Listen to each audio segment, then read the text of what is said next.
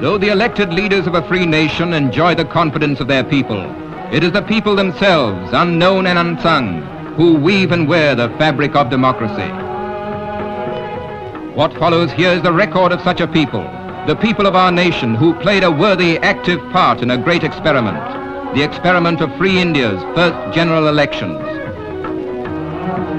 The aims and ideals that became reality on our attaining independence were well expressed through the Adult Franchise Clause incorporated in our Constitution. Universal adult franchise, a phrase that became a fact, a phrase which conferred on nearly half our total population the right to vote, the right to frame the form of government most suited to our needs. For a nation that had emerged so recently from foreign rule, it was a big step, a bold step forward. For a nation whose illiterates formed the vast majority, it was a course of action in keeping with the size of our subcontinent. The first phase in the great experiment was to enumerate the lists of eligible voters, to fashion the electoral rolls for the entire country. This was a task of the greatest magnitude, for over 175 million names had to be compiled and entered.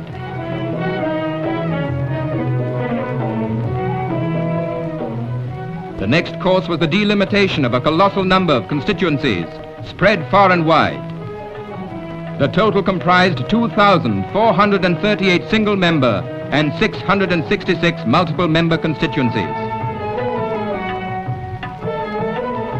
With the spade work begun on our franchise, laws and regulations concerning every aspect of electoral procedure had to be drafted, had to be passed by Parliament. These included modification of electoral rolls, qualifications of candidates, campaign expenses, election offences. It was now time to gain the confidence of the electorate itself concerning the great experiment. Every medium of publicity was utilized to orientate the voter. Democracy was on trial, and our many millions were the jury.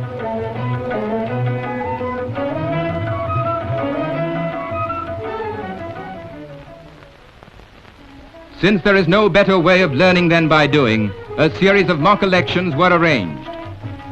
These mock elections, held at various centers, acquainted our people with the mechanics of voting.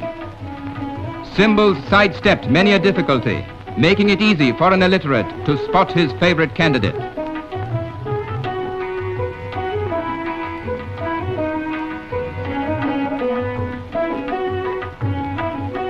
The rehearsals became a boon for officials on election technique, guarding against any slip-ups. This official training made for safe and fair conduct of the elections. Polling programs were made flexible, adapted to meet the demands of agriculture or climatic changes.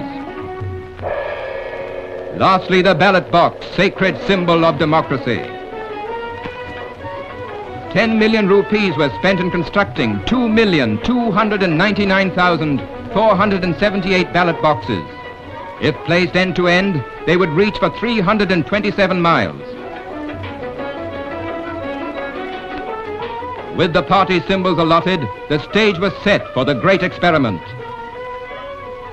Into the arena they stepped, candidates of every shade of political opinion. Over 20,000 in number, some were independent, others the nominees of different parties. Each was determined to contest the elections with all his ability. Political fever ran high. Campaigners used every media to sway the voter and win his vote. Electioneering took precedence over all other events.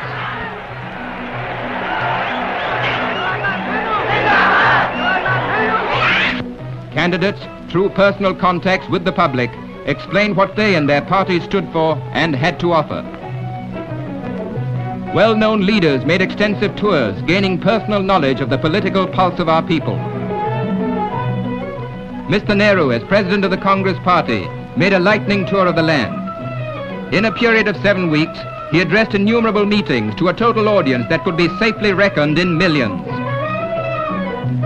He campaigned as Congress President, but as Prime Minister, he exhorted our countrymen to exercise their franchise.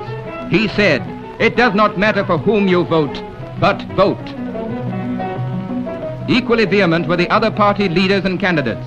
Jaiprakash Narayan, outstanding figure of the Socialist Party. Leaders of the Krishak Mazdoor Praja Party, Sucheta and Acharya Kriplani and T. Prakasam. Dr. Shyama Prasad Mukherjee, the Jan Sangh, and communist leaders, Miraskar and Gopal Rao. Political views of every size and shade were seen, developing the giant design of democracy. And then on the 25th October 1951, the great experiment unfolded. Among the first of our 175 million men and women to go to the polls were the hardy hill folk of the northern district of Himachal Pradesh. Next came Travancore Cochin, followed by Hyderabad, Pepsu, Madhya Pradesh, the Punjab, Bombay, Madras and so on. Such scenes were an oft-repeated theme throughout the nation. Each citizen over 21 had the right to cast his vote. Each citizen, man or woman, young or old, in sickness or in strength, countryman or city dweller, weaving thread by thread the fabric of democracy. Some came on foot, some by conveyance, some too feeble or infirm, were helped to achieve their fundamental right, the right to exercise their vote. Nearly 106 million votes were cast, which meant a poll of 60% for the House of the People alone. The largest democratic elections in world history were an unparalleled success. They went their way efficiently and peacefully, thanks to adequate precautions, to the efforts of the officials, but most of all, because of the wisdom and action of all of those who voted. These votes have chosen the 489 members of the House of the People and some 3,300 members of the 27 state assemblies. Democracy in action, proving the faith that the founders of our Constitution had in us. Such a success astonished the world. Observers from other lands were impressed by what they saw, the faith and orderliness with which our citizens cast their votes. Foreign delegations were generous in their praise of how the great experiment had been conducted and undertaken.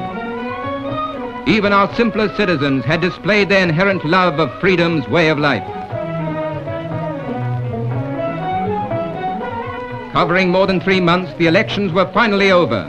We had chosen our leaders in the best of democratic traditions.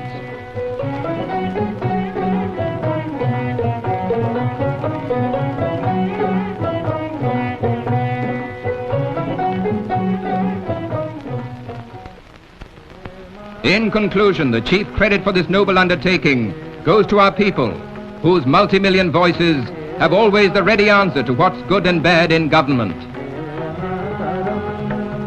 We are as yet too near the scheme of things to judge the lasting results of this great experiment. That is best left to posterity.